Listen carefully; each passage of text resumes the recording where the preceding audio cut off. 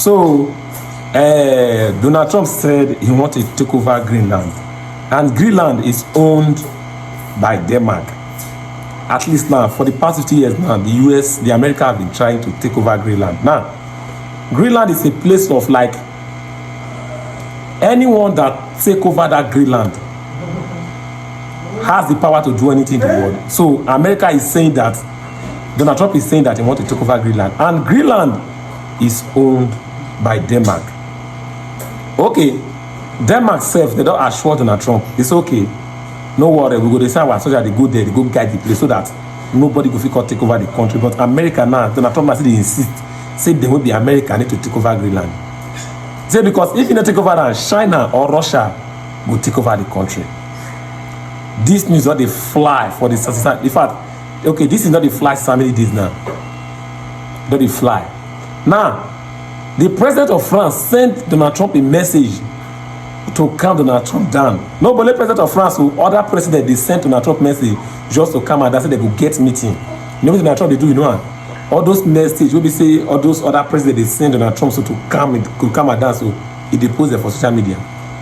Donald Trump, he post there for social media. Let me show you the video first. Just watch this video.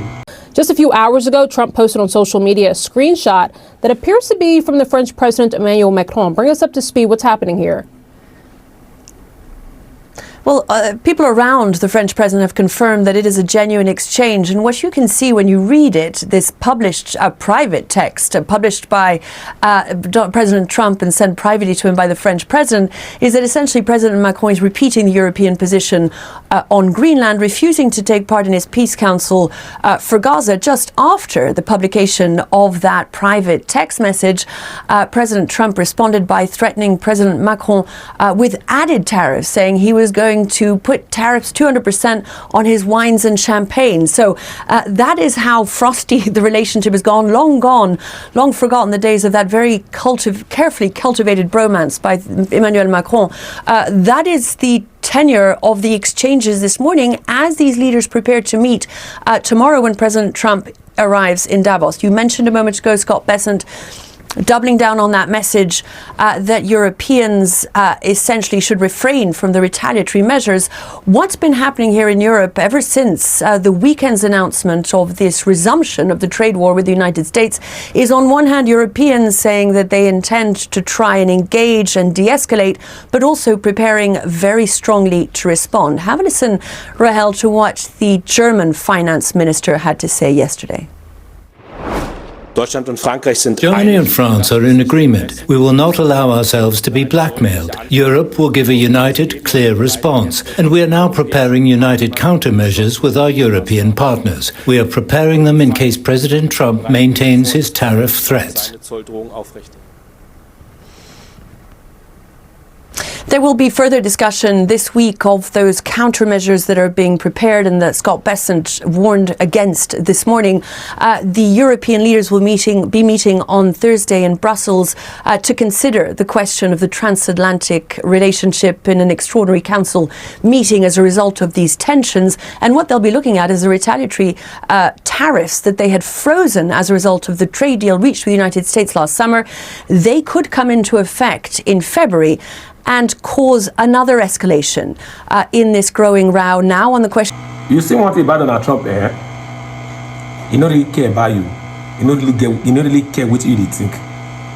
But whatever he want to do, he will do it. He don't abdure the president of Venezuela now, and he want to take over Greenland.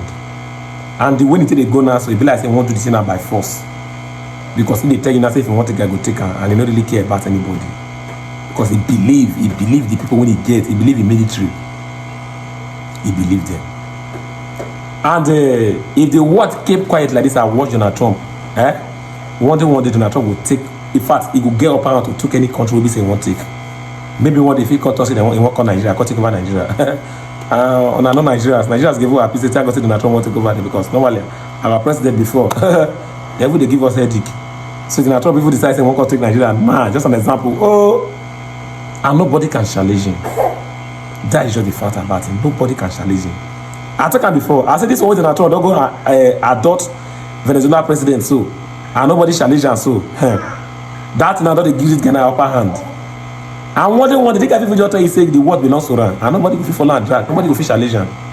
But well, let's see how this case dey go, if he go take am or not.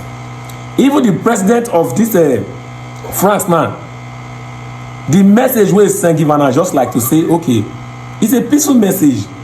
He say, how far?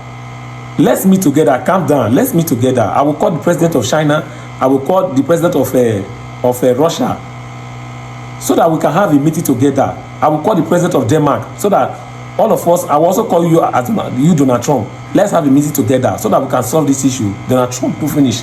He dey post them for social media because you know why?